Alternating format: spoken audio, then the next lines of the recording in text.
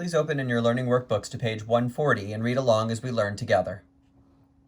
As a final task in working with composite functions, we discuss finding the domain.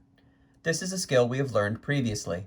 We'll use the same approach we used when combining two functions together with addition, subtraction, multiplication, and division. Once all of the function names are gone from your composite function, stop and determine your domain. Then, if possible, continue simplifying. Let's look one more time at an example we read previously. Given m of x equals 1 over the difference x subtract 5, and p of x equals the principal square root of the difference x subtract 2, find m composed with p of x, and specifically its domain. All right, so m composed with p of x contains two function names in it, m and p. When we rewrite using the definition, we have m of p of x, which still contains function names m and p. Now, this has a variable as its input, and therefore we work from the outside in. We look at function m, specifically on the right-hand side, and we write that, but in place of the x that we see there, we put a p of x instead. So we get 1 over the difference p of x subtract 5. And we note that this line of algebra still contains a function name, specifically p. When we substitute p of x with what it equals in this problem, which is the principal square root of the difference x minus 2, we get the following fraction, 1 over the principal square root of the difference x subtract 2 minus 5. This is the first line of algebra where all of the function names are gone. We no longer have m or p in our algebra. So this is where we stop and we determine our domain.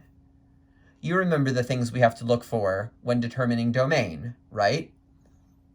Even radicands must be greater than or equal to 0, log arguments must be greater than 0, and denominators must be not equal to 0. So looking at our function, we notice that it has an even radicand, which is x minus 2, and therefore x minus 2 must be greater than or equal to 0. And it also has a denominator. This entire denominator is not allowed to be 0. This gives us two inequalities to solve. The first one is very easy. By adding 2 on both sides, we get that x must be greater than or equal to 2. Domain is a collection of x values. So this is telling me that the domain of my composite function consists of all of the numbers that are 2 and higher. However, we have this additional restriction that we must take into account as well. Solving this inequality for x, we will first add 5 to both sides.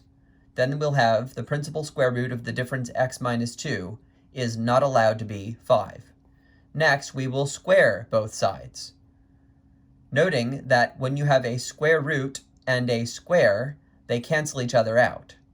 So therefore we have x subtract 2 is not equal to 5 squared, which is 25. Adding 2 on both sides, we get x is not allowed to be 27. Now we have to put these two things together. X must be 2 or larger, but not 27. So here's our domain in set builder notation. The set of all x such that x is greater than or equal to 2, but x is not equal to 27. The number line that goes with that set looks like this. A bracket at 2, shading to the right, and then a pair of parentheses at 27 to exclude the value 27 from our collection of numbers.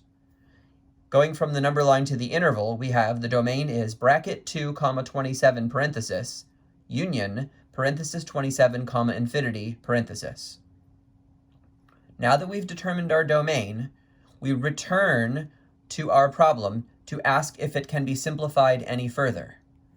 This function cannot be simplified any further, and so therefore we stop here. There were two questions, and there were two answers. First, find m composed with p of x. This is the answer. Find the domain of m composed with p of x. This is the answer in 3 different formats.